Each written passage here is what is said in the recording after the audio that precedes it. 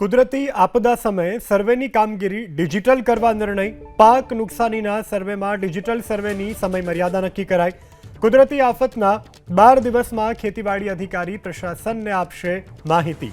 Satellite ઇમેજના આધારે ખેતીવાડી અધિકારી જિલ્લા પ્રશાસનને આપશે માહિતી. સર્વેનો હુકમ થયાના 20 દિવસમાં ડિજિટલ સર્વેની કામગીરી પૂર્ણ કરવાની રહેશે. ડિજિટલ સર્વે અને સેટેલાઇટ ઇમેજ મળ્યાના 7 દિવસમાં કલેક્ટરે સબમિટ કરાવવાનો રહેશે આ રિપોર્ટ. અસરગ્રસ્ત વિસ્તારમાં તમામ સર્વે નંબરનો ડિજિટલ સર્વે ફરજિયાત કરવા આદેશ.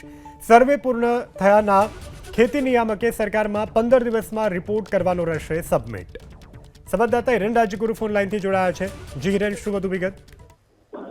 અત્યારે સર્વેની વાત ચાલી રહી છે, જે કમોસમી વરસાદના કારણે સૌરાષ્ટ્ર અને દક્ષિણ ગુજરાતમાં મોટા પાયે ખેડૂતોને નુકસાન થયું છે. એવા સંજોગોની અંદર સર્વે માટેની નવી માર્ગદર્શિકા અને એની સમય મર્યાદા નક્કી કરતો પરિપત્ર સામે આવ્યો છે.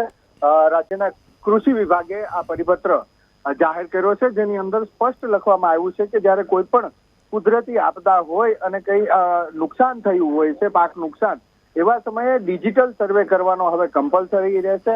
તેની અંદર સેટેલાઇટ ઇમેજથી ડિજિટલ સર્વે થશે. આ ઉપરાંત જે ટીમો છે સર્વેયરની, એમણે આ ડિજિટલ સર્વે કરવો પડશે. સૌથી મહત્વપૂર્ણ બાબત આની અંદર એ છે કે અત્યાર સુધી સર્વેની કામગીરીમાં અમુક જગ્યા કે જે અસરગ્રસ્ત બની હોય છે, જ્યાં પૂર આવેલું હોય છે, અતિવૃષ્ટિ થઈ હોય છે કે અનાવૃષ્ટિ થઈ હોય છે, ત્યાં સેમ્પલ કેટલીક જગ્યાઓના જ લેવાતા હતા અને એના કારણે એના આધારે એ નક્કી કરાતું હતું કે કેટલું નુકસાન છે. પરંતુ આ પરિપત્રની અંદર સ્પષ્ટ લખવામાં આવ્યું છે કે અસરગ્રસ્ત વિસ્તારના તમામ સર્વે નંબર, એટલે કે જેટલા ખેતર નોંધાયેલા છે સરકારી ચોપડે, એ એક ખેતરનો સર્વે કરવાનો રહેશે અને એ સર્વે ની અંદરથી પછી જે અંદાજ હોય છે નુકસાનીનો અંદાજ આપવાનો રહેશે. આ ઉપરાંત સૌથી મહત્વપૂર્ણ બાબત એ છે, અનેક વખત એવું જોવામાં આવે છે કે સરકાર સર્વેના આદેશ આપી દે છે, પરંતુ ઘણા લાંબા સમય સુધી તેનો સર્વે જિલ્લા કક્ષાએથી રાજ્ય સરકારને, એટલે કે ખેતી નિયામકને, અને ખેતી નિયામક તરફથી રાજ્ય સરકારને મળતો નથી હોતો. ઘણો લાંબો સમય વીતી જાય છે,